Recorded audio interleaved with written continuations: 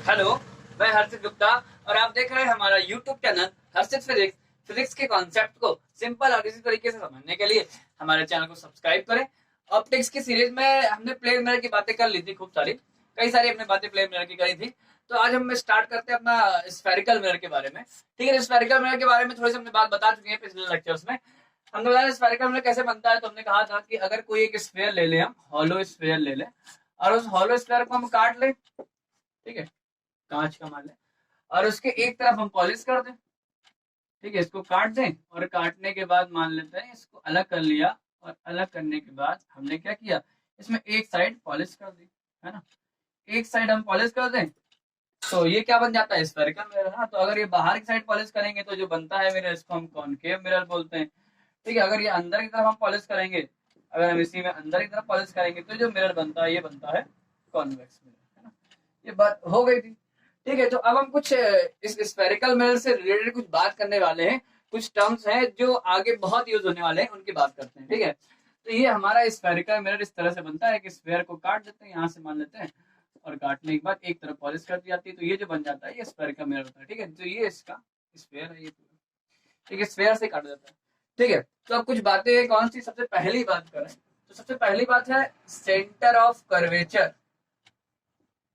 Centre of curvature या इसको हिंदी में बोलते हैं वक्रता केंद्र। ठीक है, तो इस मिरर को एक स्फेयर से काटा गया होगा और उस स्फेयर का अपना को सेंटर रहा होगा, है ना, गोले का अपना को सेंटर रहा होगा। तो उस स्फेयर का जो सेंटर होता है उसी को बोलते हैं इस स्फेरिकल मिरर का सेंटर ऑफ कर्वेचर। ठीक है, तो उस गोले का सेंटर, उस स्फेयर का सेंटर जिससे वो स्फेरिकल मिरर बनाया जाता है या काटा जाता है, उस गोले का जो सेंटर होता है उसी को हम सेंटर ऑफ कर्वेचर बोलते हैं। ठीक है, तो the centre of the sphere by which the spherical mirror is for said to be the centre of curvature. ठीक है, तो ये बात होगी, इसको हम सी से रिप्रेजेंट करते हैं। तो ये मान लेते हैं कि स्फेयर है, ये इसका जो ये स्फेरिकल मिरर, इसका ये सेंटर सी। सी क्या होता है, सेंटर ऑफ कर्वेचर। ठीक है, इसके दूसरी बात होती है radius of curvature. Radius of curvature या इसको हिंदी बोलते हैं वक्रता त्रिज्या। ठीक है, तो ये रेडियस ऑफ कर्वेचर क्या होती है, तो इस स्फेयर की जो रेडियस होती है, जिस स्फेयर से वो स्फेरिकल मिरर बनाया जाता है, उस स्फेयर की जो रेडियस होती है उसी को क्या बोलते हैं, रेडियस ऑफ कर्वेचर। ठीक है, और इसको आर से रिप्रेजेंट करते हैं। ठीक है, तो ये जो सेंटर है, इस सेंटर से अगर हम इसको ऐसे मिला दें, कहीं से भी मिला दें, तो ये जो बनेगा, इसको ये होती है रेडियस ऑफ कर्वेचर आर। ठीक है, इसके बाद अगली बात ये है कि तीसरे के बाद करने एक चीज होता है कर्वेचर। कर्वेचर बोले तो हिंदी में वक्रता। ठीक है, तो कर्वेचर का सीधा सा मतलब होता है एक तरह से कर्व होने का नेचर। ठीक है, जो कर्वेचर को हम दो वर्ड में तोड़ सकते हैं, कर्व प्लस नेचर, मतलब कर्व होने का नेचर। कहने का मतलब ये कि जो मिरर जितना ज्यादा कर्व होता है उसकी कर्वेचर उतनी ज्यादा होती है। ठीक है, जैसे हम बात करें कि इस तरह से, जैसे मान लेते हैं कि एक मिरर हमारा ये है, एक मिरर ये है, तो ज्यादा कर्व कौन है, ज्यादा मुड़ा कौन है, तो ये ज्यादा मुड़ा है, तो इसकी कर्वेचर ज्यादा है, इसकी कर्वेचर कम है। ठीक है, तो कर्वेचर का मतलब होता है कर्व होने का नेचर। एक तरह से जो जितना ज्यादा मुड़ा होता है, कर्व होता है, उसकी कर्वेचर उतनी ज्यादा होती है। ठीक है, एक बात और है, जिसकी कर्वेचर ज्यादा होगी उसकी रेडियस ऑफ कर्वेचर कम होगी, है ना। भाई इसको देख लो, इसकी रेडियस ऑफ कर्वेचर, इसका स्फेयर छोटा बनेगा, इसका स्फेयर बड़ा बनेगा, है ना। तो जो ज्यादा मुड़ा होगा उसका जो स्फेयर है वो छोटा बनेगा, इसका मतलब उसकी रेडियस ऑफ कर्वेचर कम होगी। ठीक है, ठीक है, तो जिसकी कर्वेचर ज्यादा उसकी रेडियस ऑफ कर्वेचर कम होती है। ठीक है, इस बात को याद रखना, जो कर्वेचर होता है वो इनवर्सली प्रोपोर्शनल है किसके, रेडियस ऑफ कर्वेचर। ठीक है, तो ये बात होगी। तो ये तीन बातें हुई। ठीक है, अगली बात करें अगर, तो अगली बात है हमारी पोल। ठीक है, इस स्फेरिकल मिरर का जो सेंट्रल पॉइंट होता है उसको बोलते हैं पोल। एक्चुअली स्फेरिकल मिरर होता है, जैसे हम लोग डायग्राम में तो ऐसे दिखा देते हैं ना, लेकिन इसको रियल में अगर समझे तो ये जो होता है इस तरह से ऐसे होता है, ये मान लेते हैं ऐसे, इसको समझने के लिए इस तरह ऐसे। एक्चुअली जैसे मान लो ये हाथ है, हाथ सीधा है, ये प्लेन है, अब इसको ऐसे कर लो। ठीक है, तो ये इस तरह से हो जाएगा ना, तो ये हो जाता है स्फेरिकल मिरर। ठीक है, ऐसा। तो ये इस तरह से ना, ऐसे एक कटोरी टाइप का बिल्कुल है ना, ऐसे इस तरह से। तो इसका ये जो सेंट्रल पॉइंट, बीचों बीच वाला पॉइंट होता है, उसको क्या बोलते हैं, पोल। ठीक है, तो ये होता है पोल, इसको पी से रिप्रेजेंट करते हैं। तो central point of the spherical mirror is called pole. ठीक है, अच्छा इसके बाद अगली बात ये है, अगली बात करते हैं एक्सिस क्या होती है। ठीक है, एक्सिस ऑफ, चौथी बात है एक्सिस ऑफ स्फेरिकल मिरर। ठीक है, एक्सिस मतलब होता है अक्ष। तो ये हमारा एक स्फेरिकल मिरर है मान लेते हैं, और यहां मान लेते हैं कहीं सेंटर ऑफ कर्वेचर है। ठीक है, और यहाँ पर कहीं क्या होगा, इसका ठीक सामने ये क्या होगा, पोल होगा। ठीक है, अब क्या होता है, सेंटर ऑफ कर्वेचर से इस मिरर की किसी भी पॉइंट को मिलाने वाली जो लाइन होती है, उस लाइन को बोलते हैं एक्सिस ऑफ द मिरर। ठीक है, हाँ वो पॉइंट कहीं भी ले सकते हो इस मिरर में, मान लो ये वाला पॉइंट ले ले, तो इसका इसको मिला दो, ये लाइन क्या एक्सिस हो गई। इसको ले लो, यहाँ ले लो, तो ये लाइन भी क्या होगी, एक्सिस हो गई, है ना। यहाँ ले लो, ये इसी पॉइंट को ले लो खुद, तो ये भी लाइन क्या होगी, एक्सिस हो गई।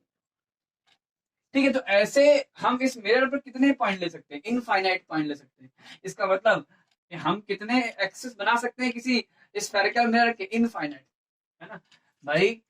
अगर इस पे हम इनफाइनाइट पॉइंट ले लें मिरर पर, और इनफाइनाइट पॉइंट्स को सेंटर ऑफ कर्वेचर से मिलाते हुए एक लाइन ड्रॉ करें, तो वो लाइन कितनी इनफाइनाइट लाइन बन जाएगी।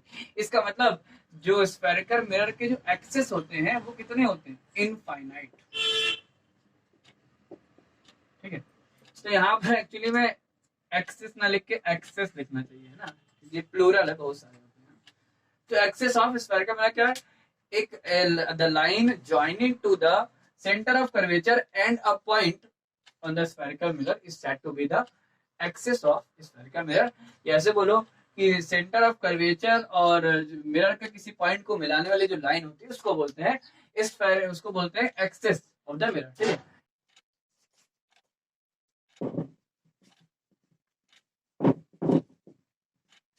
ठीक है, तो एक बात और है, प्रिंसिपल एक्सिस, प्रिंसिपल एक्सिस। ठीक है, तो बात ये है कि ये जो है एक्सिस क्या है, बताया ना कि किसी सेंटर से, इसका जो सेंटर है, सेंटर ऑफ कर्वेचर है, सेंटर ऑफ कर्वेचर से स्फेरिकल मिरर के किसी पॉइंट को अगर मिला दे, तो ये पॉइंट क्या होता है, ये पॉइंट होता है एक्सिस, है ना। जैसे ये पॉइंट है, ये भी एक पॉइंट पोल हो गया, ये भी तो एक पॉइंट है इस स्फेरिकल मिरर पर, तो ये भी क्या हो गया, एक एक्सिस हो गया। ठीक है, ये भी एक्सिस हो गया, है ना, बहुत सारे एक्सिस होते हैं, लेकिन इन सभी एक्सिस में से एक एक्सिस मेन होता है। ठीक है, इसी एक्सिस को क्या बोलते हैं, प्रिंसिपल एक्सिस। ठीक है, इसको बोलते हैं प्रिंसिपल एक्सिस। तो प्रिंसिपल एक्सिस केवल एक होता है, जबकि एक्सिस बहुत सारे हो सकते हैं। ठीक है, तो एक्सिस क्या है, एक्सिस सेंटर और मिरर का किसी पॉइंट को मिलाने वाली जो लाइन है वो एक्सिस है, और एक्सिस इनफाइनाइट हो सकते हैं। ठीक है, लेकिन जो उन सभी एक्सिस में से वो वाला एक्सिस जो जो क्या बोलते हैं, इस पोल से होकर जाएगा, उस एक्सिस को क्या बोलते हैं, प्रिंसिपल एक्सिस बोलते हैं। और प्रिंसिपल एक्सिस केवल एक होता है। ठीक है, इसके बाद अगली बात ये फोकस क्या होता है। तो अगली बात है फोकस क्या होता है। ठीक है, तो किसी स्फेरिकल मिरर पर जो पैरेलल रेज आती हैं, वो रिफ्लेक्शन के बाद जिस पॉइंट पर मिल जाती हैं, कन्वर्ज हो जाती है, जिस पॉइंट पर डाइवर्ज होती हैं, दूर जाती हुई समझ आती है, उस पॉइंट को हम फोकस बोलते हैं। एक्चुअली ये जो मिरर है, स्फेरिकल मिरर करता क्या है, ये अपने ऊपर आने वाली रेस को या तो कन्वर्ज करता है, या फिर डाइवर्ज कर देता है, या फिर सिकोड़ देता है, या फिर फैला देता है। ठीक है, जैसे मान लेते हैं कि ये एक मिरर है, कौन सा, कॉनकेव मिरर है, और ये इस पर पैरेलल रेज आ रही है, तो ये क्या करेगा, इन पैरेलल रेज को एक पॉइंट पर सिकोड़ देगा, कन्वर्ज कर देगा, है ना। और ऐसे ही जो कॉन्वेक्स मिरर होता है, ये अपने ऊपर आने वाली पैरेलल रेज को डाइवर्ज कर देता है, फैला देता है। ठीक है, तो ये जो कॉनकेव मिरर जो होता है, ये कन्वर्जिंग नेचर का होता है, कन्वर्जिंग नेचर, या इसको हिंदी बोलते हैं अभिसारी प्रकृति। ठीक है, और जो ये मिरर होता है, कॉन्वेक्स मिरर होता है, वो क्या होता है, ये डाइवर्जिंग नेचर का होता है। ठीक है, डाइवर्जिंग नेचर या बोलते हैं अपसारी। तो किसी स्फेरिकल मिरर पर आने वाली पैरेलल रेज रिफ्लेक्शन के बाद जिस पॉइंट पर मिल जाती है, वो पॉइंट फोकस होता है। ठीक है, अब हमने ये नहीं बोला कि किसके पैरेलल, पैरेलल ऐसे भी हो सकती हैं, ऐसे भी हो सकती हैं, ऐसे भी हो सकती है ना। तो कई कई तरह से पैरेलल हो सकती हैं। तो वो सभी पैरेलल जिस पॉइंट में मिलेंगे वो फोकस होगा। इस तरह से फोकस तो बहुत सारे हो जाएंगे। हाँ बिल्कुल सही बात है, फोकस कई सारे हो सकते हैं ना, इनफाइनाइट फोकस हो सकते हैं, यहाँ यहाँ यहाँ यहाँ ऐसे। ये जो फोकस ऐसे ही ऊपर नीचे भी फोकस मिलेंगे, तो किसी स्फेरिकल मिरर के इनफाइनाइट फोकस हो सकते हैं। ठीक है, ऐसे इधर भी हो सकते हैं, अगर पीछे बढ़ाएंगे तो यहाँ पर एक पॉइंट मिलेगा और इस पॉइंट के ऊपर भी ऐसे यहाँ पर एक प्लेन, ये कोई लाइन नहीं है, ये प्लेन है। ठीक है, तो ये बहुत सारे फोकस मिल सकते हैं। ठीक है, तो फोकस कितने होते हैं, ये इनफाइनाइट फोकस होते हैं। ठीक है, इसके बाद एक अगली बात है हमारा प्रिंसिपल फोकस। ठीक है, तो अगली बात क्या है, प्रिंसिपल फोकस।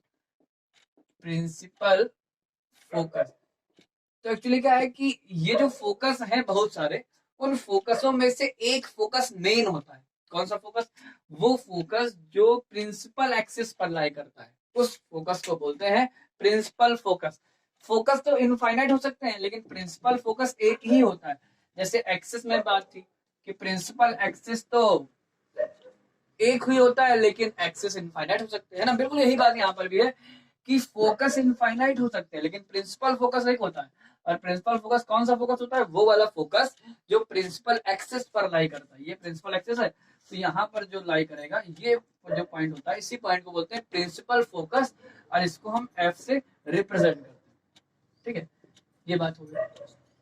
ठीक है, तो अभी एक बात और हमने बताई, इसको हम एक तरीके से और इसको हम एक तरीके से और समझा सकते हैं, जैसा कि बुकों में रहता है कि हम ये बोल सकते हैं कि प्रिंसिपल एक्सिस की जो पैरेलल रेज होती है, ये रिफ्लेक्शन के बाद जिस पॉइंट पर मिल जाती है, कन्वर्ज हो जाती है या फिर डाइवर्ज होती है, समझ आता है। ठीक है, उस पॉइंट को हम क्या बोलते हैं, प्रिंसिपल फोकस। ऐसे भी बोल सकते हैं ना, वो भी सही है, ये भी सही है। तो किस प्रिंसिपल एक्सिस के पैरेलल रेज जिस पॉइंट पर रिफ्लेक्शन के बाद मिलती है, वो पॉइंट क्या होता है, प्रिंसिपल फोकस होता है। ठीक है, प्रिंसिपल फोकस याद रखना है, ये केवल एक ही होता है, जबकि फोकस कितने होते हैं, इनफाइनाइट होते हैं। ठीक है, अगली बात है हमारी फोकल प्लेन। फोकल प्लेन क्या होता है, तो जो फोकस है, वो फोकस, सभी फोकस जिस प्लेन में लाई करते हैं, उस प्लेन को बोलते हैं फोकल प्लेन। ये ऐसे समझ लो, ये बहुत सारे फोकस होंगे ऐसे ऐसे, ये सब बहुत सारे, ये कोई, और ये सभी फोकस इधर इधर इधर इधर सब जगह से होंगे। तो इन्हीं सब फोकसों से होके जाने वाला जो प्लेन होता है, उसी प्लेन को क्या बोलते हैं, फोकल प्लेन। फोकल प्लेन का हर एक पॉइंट फोकस होता है, और उन्हीं सभी फोकसों में से एक पॉइंट जो बीचों बीच वाला होता है, जो प्रिंसिपल एक्सिस पर लाई करता है, ये क्या है, प्रिंसिपल एक्सिस। इस प्रिंसिपल एक्सिस पर लाई करता है, वो फोकस क्या होता है, प्रिंसिपल फोकस होता है। ठीक है, तो ये बात याद रखनी है, प्रिंसिपल फोकस, फोकस और फोकस प्लेन। ठीक है, अब फोकस प्लेन को हम एक तरह से और डिफाइन कर सकते हैं कि ये जो प्लेन है, ये इसी प्लेन को हम क्या बोल रहे हैं, इसी प्लेन को हम बोल रहे हैं फोकस प्लेन, फोकल प्लेन। ठीक है, तो अब इसको हम ऐसे बोल सकते हैं कि ये जो प्लेन है, ये प्रिंसिपल एक्सिस के नॉर्मल है और प्रिंसिपल फोकस से होके जाता है। तो एक ऐसा प्लेन जो प्रिंसिपल एक्सिस के नॉर्मल हो, 90 डिग्री का एंगल बनाए और प्रिंसिपल फोकस से होके जाए, ऐसे प्लेन को क्या बोलते हैं, फोकल प्लेन बोलते हैं। ठीक है, तो ये बात हो गई। अगली बात ये है फोकल लेंथ। फोकल लेंथ क्या होती है, ठीक है, तो अभी बताया, जैसे मान लेते हैं ये कोई एक स्फेरिकल मिरर है, कॉनकेव मिरर ले लिया, और ये हमारा क्या है, प्रिंसिपल एक्सिस है, और यहाँ पर एक पॉइंट होगा, इस पॉइंट को क्या बोलेंगे, प्रिंसिपल फोकस बोलेंगे, है ना। और इसके जो नॉर्मल वाला प्लेन होगा वो फोकल प्लेन होता है। ठीक है, खैर इधर कहीं होता है सेंटर ऑफ कर्वेचर। ठीक है, और ये जो लाइन होती है, इस लाइन को क्या बोलते हैं, इस लाइन को बोलते हैं प्रिंसिपल एक्सिस बोलते हैं। ठीक है, प्रिंसिपल एक्सिस। ठीक है, तो जो और ये वाला पॉइंट होता है, इसको पोल बोलते हैं। तो जो पोल से फोकस तक की, पोल से प्रिंसिपल फोकस तक की जो डिस्टेंस होती है, इसको फोकल लेंथ बोलते हैं, स्मॉल एफ।